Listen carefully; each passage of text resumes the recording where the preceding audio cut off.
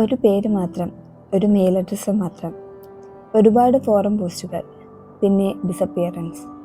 അദ്ദേഹത്തിൻ്റെ പേരാണ് സട്ടോഷി നക്കമോട്ടോ.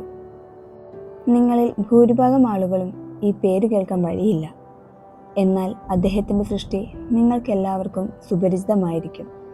അതാണ് ബിറ്റ്കോയിൻ, ലോകത്തിലെ ഏറ്റവും വലിയ സാമ്പത്തിക വിപ്ലവം. കാനഡ, യുണൈറ്റഡ് സ്റ്റേറ്റ്സ്, സിംഗപ്പൂർ എന്നിങ്ങനെ പല രാജ്യങ്ങളും അവരവരുടെ ക്ലാസിഫിക്കേഷൻ വെച്ച് ബിറ്റ്കോയിൻ ലീഗലൈസ് ചെയ്തിട്ടുണ്ട്. സെക്യൂരിറ്റീസ്, ഗുഡ്സ്, ലീഗൽ പ്രോപ്പർട്ടി എന്നിവയായിട്ടും ചില രാജ്യങ്ങളിൽ കറൻസിയായിട്ടും ബിറ്റ്കോയിൻ നിലകൊള്ളുന്നു. പക്ഷേ ഈ വിപ്ലവത്തിൻ്റെ സൃഷ്ടാവിനെ ആരും കണ്ടിട്ടില്ല. ഇന്നുവരെ ലോകം കണ്ടെത്താത്ത ഒരു വലിയ മിസ്റ്ററിയായി അതിന്നും തുടരുന്നു.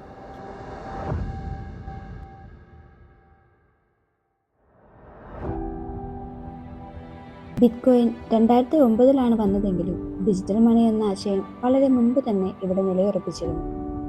1990കളിൽ സൈഫർ പങ്ക് മൂവ്മെൻറ്റിലാണ് ക്രിപ്റ്റോഗ്രാഫർ ആക്ടിവിറ്റീസ്, ഹാക്കേഴ്സ് എന്നിവർ ഡിജിറ്റൽ മണിയുടെ ഫ്യൂച്ചർ അന്വേഷിച്ചത്. നമുക്ക് കൂടുതൽ കോംപ്ലിക്കേഷൻസിലേക്ക് പോകണ്ട, സട്ടോഷിയിലേക്ക് തന്നെ തിരിച്ചു വരാം.